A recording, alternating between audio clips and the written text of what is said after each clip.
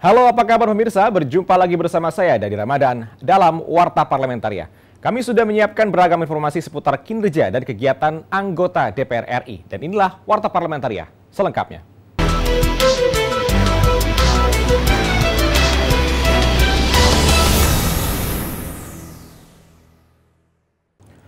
Rumah Sakit Dustira Cimahi, Jawa Barat dinilai layak menjadi rumah sakit provider program jaminan kesehatan masyarakat utama atau Jamkestama bagi anggota DPR RI dan keluarganya. Ditemui usai menggelar pertemuan dengan Kepala Rumah Sakit Dustira Cimahi, Jawa Barat, Ketua Badan Urusan Rumah Tangga DPR RI Agung Budi Santoso menilai Rumah Sakit Dustira lengkap dengan peralatan medis yang canggih serta tenaga kesehatan yang profesional dan berpengalaman. Sehingga Rumah Sakit Dustira dapat menjadi rumah sakit provider untuk program Jamkestama.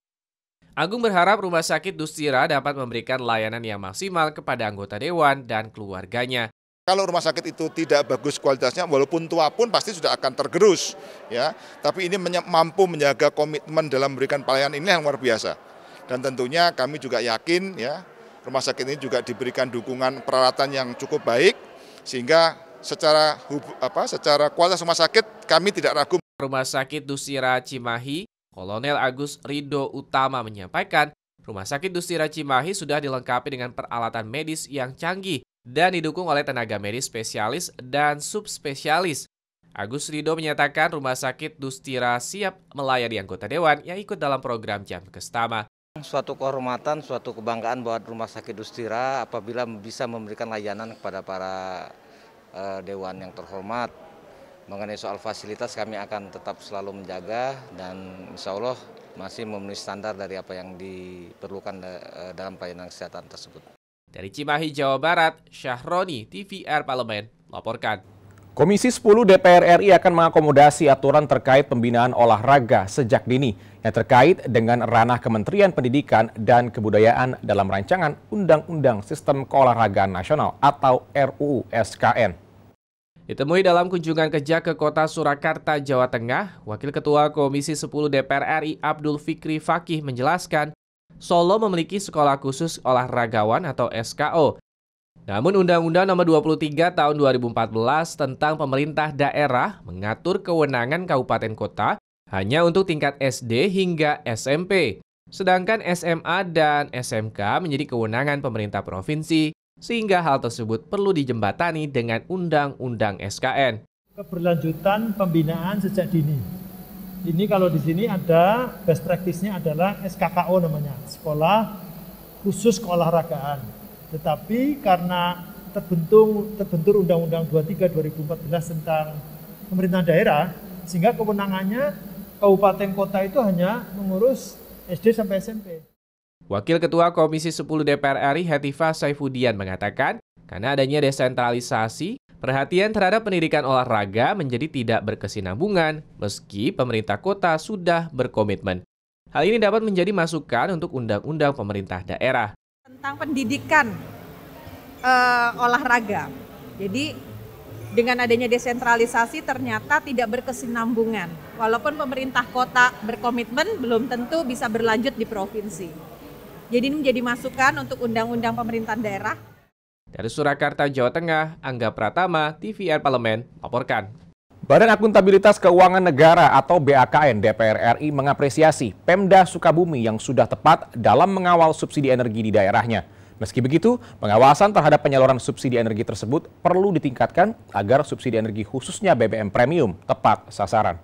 Dalam kunjungan kerja ke kota Sukabumi, Jawa Barat, dalam rangka menelaah efektivitas implementasi kebijakan subsidi energi, khususnya di bidang transportasi, Wakil Ketua BAKN DPR RI Ahmad Syaiqo mendorong Pemda Kota Sukabumi mensinkronkan masalah transportasi dengan pencanangan program Smart City di Sukabumi. Dari sisi akuntabilitasnya, saya kira ini tepat sasaran ya, ketepatan sasaran. Cuma dalam beberapa hal tadi pemerintah Sukabumi sendiri belum mensinergikan berbagai keluhan-keluhan terkait dengan subsidi energi ini dengan Smart City. Sementara Ketua BAKN DPR RI Marwan Cik Asan menyampaikan beberapa catatan terutama penggunaan BBM jenis premium, di mana para supir angkot harus bersaing dengan kendaraan pribadi. Masalah yang ada di Sukabumi menjadi catatan bagi BAKN untuk disampaikan ke pemerintah agar memberikan formula yang tepat dalam penyaluran subsidi energi.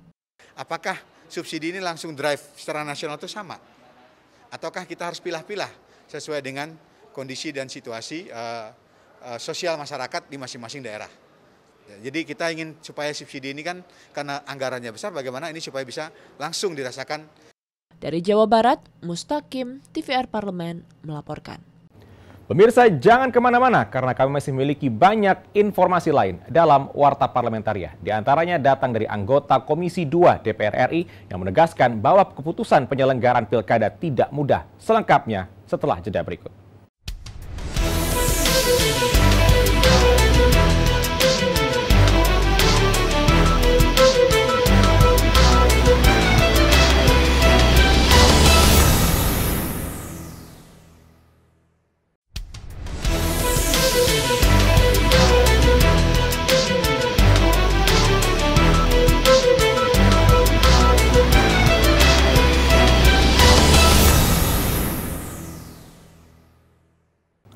Anggota Komisi 2 DPR RI menegaskan keputusan DPR RI bersama pemerintah untuk tetap menggelar pilkada serentak pada 9 Desember 2020 bukanlah hal yang mudah. Banyak kajian dan pertimbangan yang diambil, yang salah satunya pelaksanaan protokol kesehatan. Ditemui saat mengikuti kunjungan kerja BURT DPR RI ke Sentul, Jawa Barat, Agung Budi menyatakan Komisi 2 DPR RI terus menekankan pada KPU untuk memperketat penerapan protokol kesehatan guna mencegah penyebaran virus corona dalam tahapan-tahapan penyelenggaraan pilkada serentak, mulai dari kampanye hingga perhitungan suara. Akhirnya kita memutuskan tetap diselenggarakan tanggal 9 Desember 2020, tetapi dengan catatannya dengan protokol COVID yang diperketat. Anggota Komisi 2 DPR RI Agung Budi juga meminta Bawaslu aktif mengawasi seluruh tahapan penyelenggaraan pilkada serentak, terutama jika ada paslon kepala daerah yang melanggar protokol kesehatan, misalnya saat kampanye terbuka. Bawaslu harus menerapkan aturan yang jelas dan mengikat dalam mengawasi tahapan penyelenggaraan pilkada serentak 2020. Ya biasanya dengan kampanye itu kan banyak orang banyak massa berkumpul, baik kampanye, pengambilan nomor, hura-hura, kampanye, iring-iringan. Nah itu harus sudah betul-betul Bawaslu memberikan aturan main yang betul dan sanksi yang tegas. Ya kampanye kita menghindari adanya kemasan, mungkin pertunjukan dangdut, kampanye lapangan, ya ini harus dihindari. Kalau kita tidak ingin ada klaster-klaster baru COVID-19, ini yang tentunya harus sama-sama kita sadari. Dari Jawa Barat, Alda Gustari, TVR Parlemen melaporkan.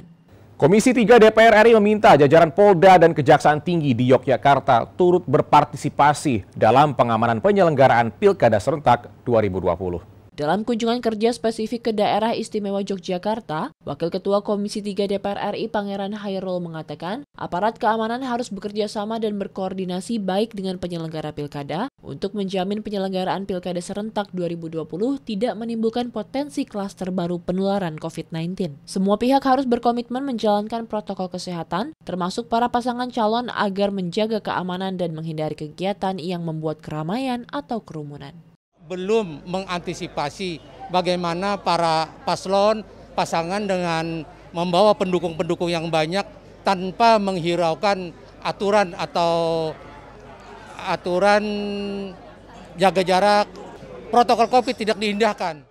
Anggota Komisi 3 DPR RI Idam Samawi berharap aparat penegak hukum menjaga netralitasnya dan memetakan persoalan demi kelancaran penyelenggaraan Pilkada Serentak 2020 di Yogyakarta. Pengamanan yang ketat termasuk mengawasi penerapan protokol kesehatan, terutama saat hari pemungutan suara, jangan justru membuat masyarakat menjadi takut.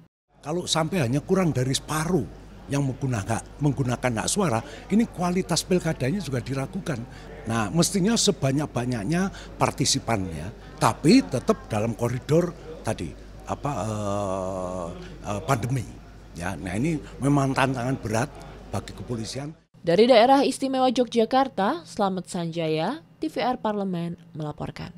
Komisi 11 DPR RI mengapresiasi kantor Bea Cukai Soekarno-Hatta yang telah menerapkan protokol kesehatan dengan baik. Hal ini penting untuk meningkatkan pengawasan lalu lintas barang ekspor impor di tengah pandemi. Ditemui saat kunjungan spesifik ke kantor Bea Cukai Soekarno-Hatta di Tangerang, Banten, Anggota Komisi 11 DPR RI Muhammad Misbakun menyampaikan apresiasinya atas penerapan protokol COVID-19 di bandara. Kantor Bea Cukai Soekarno-Hatta telah membuktikan pandemi tidak menghalangi proses pengawasan lalu lintas barang dan manusia. Misbakun juga turut mengapresiasi temuan Bea Cukai terkait upaya penyelundupan narkoba dan benih lobster. Ini dalam upaya untuk meningkatkan sektor ekonomi kita, ekspor kita, karena devisa yang masuk ini akan memperkuat sistem pembayaran kita dan memperkuat ekonomi kita. Dan ini yang saya tekankan tadi ke Bea Cukai, tolong mereka dibina dengan baik. Karena pada situasi pandemik ini yang dicari oleh pemerintah itu adalah bagaimana ekonomi tetap tumbuh dengan baik. Ia menambahkan jangan sampai protokol COVID-19 memperlemah proses pengawasan di bidang lalu lintas ekspor-impor. Ia menegaskan Komisi 11 akan mendorong Direktorat Jenderal Bea Cukai meningkatkan kinerjanya dengan tetap memperhatikan keselamatan dan kesehatan pegawainya. Yaitu jangan sampai kemudian protokol COVID itu memperlemah cara kita melakukan upaya pencegahan, tapi mereka sudah menunjukkan titik-titik di mana mereka protokol COVID itu tidak membuat mereka lemah. Justru mereka bisa mengantisipasi dengan baik. Dari Provinsi Banten, Amita Pradita, TVR Parlemen, melaporkan. Sebanyak 18 anggota DPR RI dilaporkan positif COVID-19. Namun demikian, Sekjen DPR RI tidak akan menerapkan lockdown total di gedung DPR RI. Hal itu dikarenakan ada mekanisme yang harus segera diputuskan. Temui usai konferensi pers di Gedung Nusantara 3 DPR RI Senayan, Jakarta terkait dengan lockdown di Gedung DPR RI, Sekretaris Jenderal DPR RI Indra Iskandar menjelaskan setidaknya ada 40 orang di lingkungan DPR RI yang terpapar COVID-19. Terdiri atas 18 anggota DPR RI, 22 tenaga ahli atau staf anggota, dan pegawai kesekjenan. Jumlah tersebut bahkan belum mencapai keseluruhan, karena menurut Indra Iskandar, banyak juga anggota DPR RI yang terpapar namun tidak ingin dipublikasikan. Ada juga anggota-anggota yang menyampaikan secara pribadi ke saya langsung positif setelah di-swab, tapi tidak mau diinformasikan. Ini adalah jumlah yang kita bisa tracing secara terbuka, gitu ya. Di masa reses ini kita ingin melakukan disinfektan dan mensterilkan ruang-ruang kerja, gitu ya. Meski demikian, Indra Iskandar menyatakan tidak akan menerapkan lockdown, tetap ada pembatasan sosial berskala besar dan lebih memperketat pengamanan protokol COVID-19. Karena di DPR sendiri ada mekanisme yang memang harus segera diputuskan. Jadi ada hal-hal yang tidak bisa diputus kemudian harus dikosongkan kantor. Ada mekanisme persidangan yang harus segera diputuskan. Makanya ada beberapa kegiatan-kegiatan banggar, siklus anggaran itu yang dipercepat juga. Bundan dan Domi, TVR Parlemen, laporkan. Pemirsa, kami masih memiliki banyak informasi lain dalam Warta Parlementaria. Jadi, tetaplah bersama kami.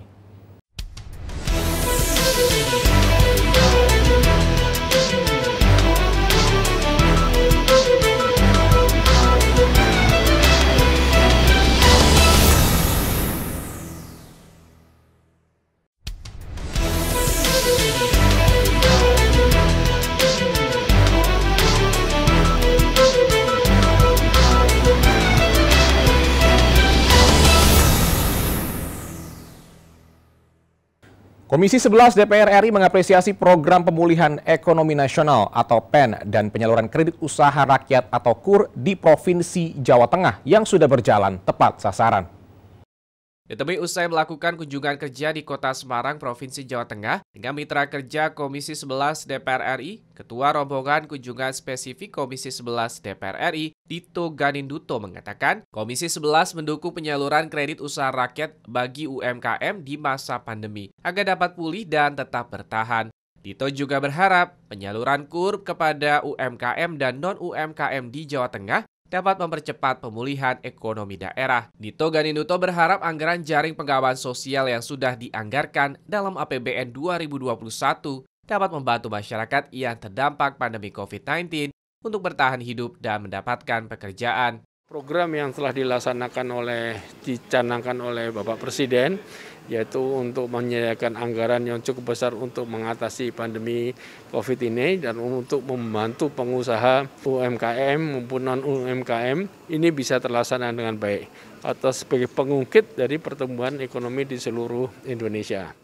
Sementara itu, anggota Komisi 11 DPR RI Putri Komarudin mengkritisi penyerapan kredit usaha rakyat atau KUR ia masih pada debitur lama, bukan pada debitur baru. Namun hal ini tidak hanya terjadi di Jawa Tengah, tapi juga terjadi di daerah-daerah lain. Nantinya ketika kita melakukan rapat kerja dengan Menteri Keuangan, dengan Ketua Dewan OJK pada forum KSSK, kita bisa mengevaluasi secara lebih mendalam berdasarkan case by case basis gitu. Karena walaupun Jawa Tengah itu bukan provinsi paling besar di Indonesia, tapi tentu berpengaruh juga sangat besar terhadap perekonomian nasional. Dari Jawa Tengah, Rizky Kurniawan, TVR Parlemen, melaporkan. Komisi 10 DPR RI mendorong pemerintah menciptakan olahraga yang berprestasi dengan dukungan profesional industri yang mempunyai minat dan komitmen dalam olahraga. Ditemui usai memimpin kunjungan spesifik Komisi 10 DPR RI ke Kabupaten Bandung, Wakil Ketua Komisi 10 DPR RI Dede Yusuf mengatakan, dalam rancangan Undang-Undang Sistem Keolahragaan Nasional, Komisi 10 akan mempertimbangkan kerjasama olahraga dengan industri yang bisa menopang pembiayaan. Jadi kita harus mulai memikirkan apakah ada kerjasama yang lain dengan satu, industri-industri. Selama ini industri mau membiayai olahraga tetapi mereka sendiri tidak dapat feedback dari pemerintah seperti tax holiday, ya bebas pajak atau apapun juga namanya ya, keringanan pajak, atau CSR. CSR ini juga boleh dikatakan tidak bisa dipakai untuk olahraga. Anggota Komisi 10 DPR RI Andreas Hugo Pariera mengatakan, dalam panja rancangan Undang-Undang SKN, industrialisasi dan olahraga harus dibahas secara intensif sehingga dapat menciptakan olahraga yang berprestasi dan secara profesional didukung industri. Nah sekarang kan kita bicara di dalam sistem di dalam Undang-Undang SKN yang nanti dibahas ini, saya harap hal ini benar-benar dibahas secara intensif sehingga kemudian ini membaku di dalam undang-undang kita gitu. Bagaimana menciptakan atau melahirkan suatu olahraga prestasi yang di-backup secara profesional oleh industri-industri yang mempunyai minat dan mempunyai komitmen di dalam olahraga kita gitu. Dari Soreang, Kabupaten Bandung, Mahir Pratama, TVR Parlemen, melaporkan. DPR RI mengasuransikan sejumlah barang milik negara, diantaranya gedung DPR Nusantara 1 dan 2, serta gedung Sekretariat Jenderal. Hal tersebut ditandai dengan ditandatanganinya kerjasama antara Setjen DPR RI dengan PT Asuransi Jasa Indonesia atau Jasindo terkait perlindungan BMN. Sekretariat Jenderal DPR RI Indra Iskandar mengatakan, asuransi dinilai penting karena sebagian kompleks parlemen merupakan peninggalan budaya yang usianya telah mencapai puluhan tahun. Bukan saja secara kemanfaatan nilainya saja, tetapi menjadi catatan bagi semua pegawai untuk berhati-hati dalam pengelolaan barang milik negara. Kerjasama ini didasari tentu dengan catatan tentang pengelolaan BMN gitu. Jadi artinya pengelolaan BMN kita ini kan sudah mulai cukup baik sehingga kerjasama dengan asuransi ini diberikan pada instansi-instansi nanti yang pengelolaan BMN-nya sudah melakukan pencatatan dengan baik. Direktur BMN Direktorat Jenderal Kekayaan Negara Kementerian Keuangan Encep Sudarwan mengatakan, ini merupakan bagian dari rencana besar melakukan perlindungan terhadap BMN, mengingat jumlahnya semakin meningkat dan menjadi bagian penting dalam pengelolaan laporan keuangan pemerintah pusat. Kami apresiasi DPR merupakan instansi pertama di luar Kementerian Keuangan yang sudah mengasuransikan BMN. Ada dua pasti tujuan. Yang pertama melindungi. Kan aset DPR ini aset yang sangat penting dalam rangka menjalankan tusi bernegara. Andri Triana, TVR Parlemen, melaporkan. Dan demikianlah beragam informasi seputar aktivitas DPR RI yang sudah kami susun dalam Warta Parlamentaria. Saya Dede Ramadan beserta kerabat kerja yang bertugas pamit undur diri. Terima kasih atas perhatian Anda dan sampai jumpa.